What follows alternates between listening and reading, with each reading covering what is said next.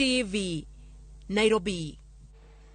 Kapod wantiere weche mowach kod jatend piny Kenya eni jatend piny Kenya William Ruto chwalo geche 47 e kaontis duto mapacho ka mabiro konyo e chwalo chenro mag somo e kaontis. Ruto mane lose skuntego lony e puonjo jopuonjre mane gi ng'ol mopogore opogore koni geche go dhi bedo konyruok ne apisas mag somo ahinya to kinde penj ma chakore ayanga juma manyien.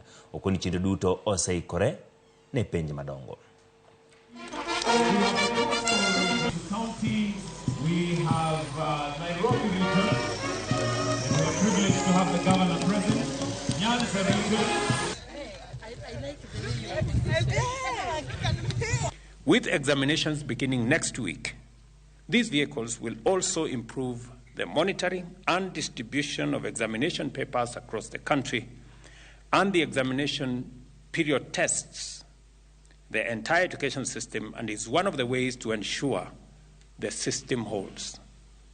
What I'm saying here is that the opportunity we have next week is to test what our children have been going through, the learning they've gone through in the last 1 year.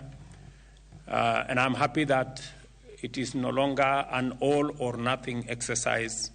We are now looking at how to bring in competency-based education, that examination is not a do or die exercise. It is part of the exercise of learning.